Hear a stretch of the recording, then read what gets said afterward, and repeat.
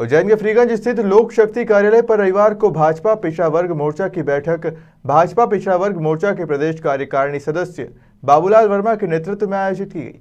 बैठक में पिछड़ा वर्ग आरक्षण मामले में कांग्रेस पार्टी को घेरने को लेकर चर्चा हुई।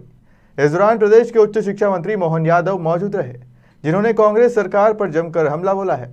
इसी के साथ ही कांग्रेस पार्टी द्वारा पिछड़ा वर्ग के साथ छलावा किया गया है।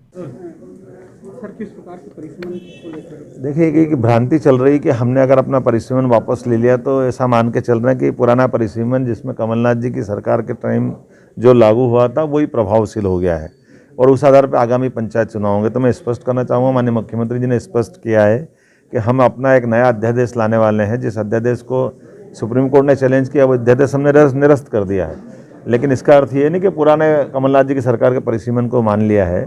वो अध्यादेश डिफेक्टिव था, इसीलिए तो हमने अध्यादेश लेकर के आए थे और अगर उस हमारे अध्यादेश को हमने स्थगित किया है तो दोबारा माननीय मुख्यमंत्री जी एक अध्यादेश लाने वाले हैं जिसमें उसके आधार पर स्थानीय निकाय, पंचायत, जिला पंचायत, जनपद पंचायत सभी के दोबारा वार्डों की परिसीमा तय होगी और उस वार्डों की परिसीमा के आधार पर सभी वर्गों का ध्यान रखते हुए दोबारा उस अध्यादेश को लागू किया जाएगा, जिसके माध्यम से आगामी समय में पंचायत के चुनाव होंगे, जिसमें पुनः दावे आपत्ति लगा करके पूरी वैधानिक प्रक्रिया अपनाई जाएगी।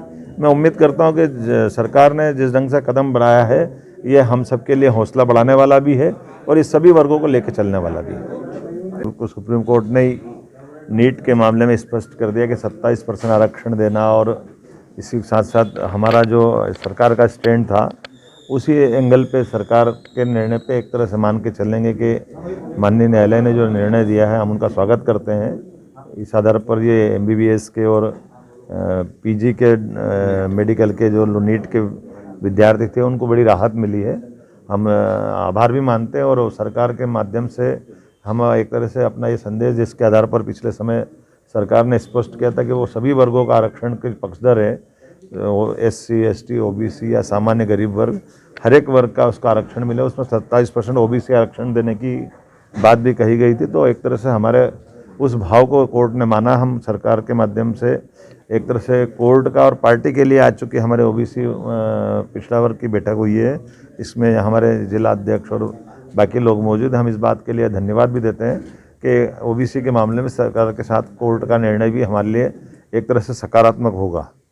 ये अलग बात है कि सरकार के इस पूरे घटनाक्रम में हमने सबने समाज में देखा पिछले समय कांग्रेस के नेताओं ने जिस ढंग से गुमराह करने का प्रयास किया था। अभी ये कोर्ट के निर्णय से अपने आप में स्पष्ट हो गया कि कोर्ट भी इस मुद्दे पे हमारे उस निर्णय का समर्थन करती है, हमारे साथ खड़ी है। मैं एक और धन्यवाद देना चाहूँगा मुख्यमंत्री को। ये जो कठिन समय आया था परसों, जो जिस ढंग से ओलावृष्टि हुई है, असमय वर्षा होने के कारण से किसानों की खड़ी फसल आलू, लहसुन, प्याज, चना, गेहूँ सब जो नष्ट हुआ है। मैं कल अपने उज्जैन दक्षिण के विधानसभा क्षेत्र में भी गंगेड़ी से लगा करके ब्रजराज खेड़ी, गोंदिया, लेकोड़ा, टंकारिया, तालो, टकवासा, भैरूखड़ा तक के अजराना के क्षेत्र में जो ये नुकसान हुआ है, हमने सभी अधिकारियों से कहा है कि उज्जैन दक्षिण सहित पूरे ज़िले में दल बना करके जहाँ जहाँ भी नुकसान हुआ है वहाँ इसका आकलन कराए और उसकी राहत और मुआवजे के संबंध में अधिकतम जितना किसान की मदद हो सकता है ज़रूर करें। खाली फसल की हानि नहीं तो हमारी पशु हानि या प्रॉपर्टी की भी हानि हुई है, इसका भी भौतिक सत्यापन करके उसके संबंध में रिपोर्ट लाने के लिए भी कल मैं प्रभारी अपर कलेक्टर अभी प्रसाद, SDM और सभी अधिकारियों के साथ घूमा था। पूरे प्रदेश के अंदर माननीय मुख्यमंत्री के निर्देश है कि जहाँ कहीं भी किसानों को कोई कष्ट आए हमको उनका साथ देना चाहिए। मैं एक तरह से ये आपदा में हम सरकार सबके साथ है, ये विश्वास दिलाना चाहूँगा।